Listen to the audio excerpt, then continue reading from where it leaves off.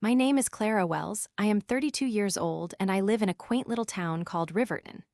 My life may seem ordinary on the outside, with a steady job and a loving family, but beneath the surface, there is a problem swirling that has turned my world upside down.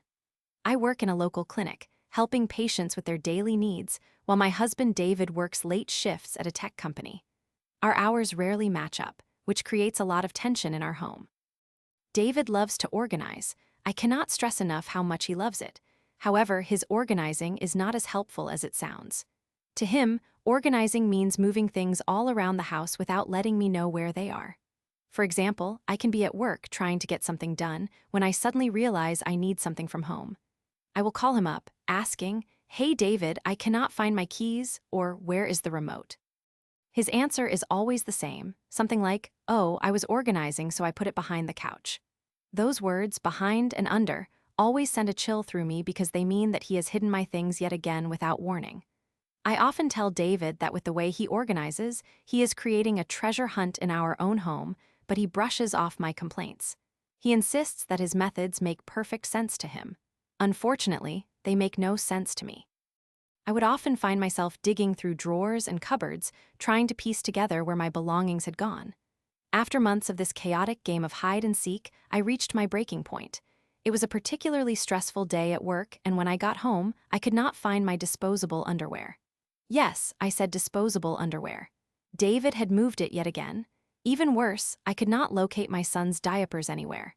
It was maddening. In that moment, the frustration boiled over, and I decided it was time for some revenge.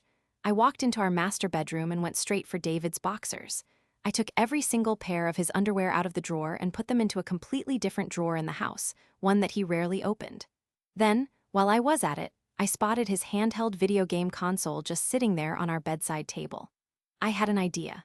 I took that game and moved it into our game room closet. Did these moves really make sense? Perhaps they made no sense at all, but that was the point. I wanted him to experience the chaos that had consumed my life for far too long. The next morning, I could hardly contain my excitement as I watched David get ready for work. He went to his drawer and found it empty, which caused a look of confusion to wash over his face. "Clara, what happened to my underwear?" he yelled from our bedroom. I shrugged my shoulders innocently and replied, "Oh, I was organizing." He came rushing into the living room, his expression a mixture of annoyance and playful disbelief. "Where is my video game?" I just smiled and said, "It is in the game room closet. That makes sense, right?" His laughter rang out, even though he was clearly frustrated. "You are kidding me," he declared, shaking his head. But despite the chaos I had unleashed, David admitted, albeit begrudgingly, that my revenge was cute and that I had successfully gotten my point across.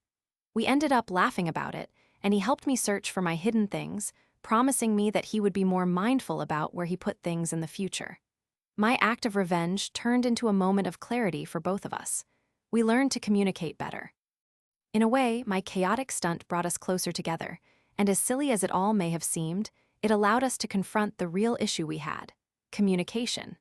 Now, in our little Riverton home, we have established some ground rules about organizing, making sure we inform each other of any changes we make.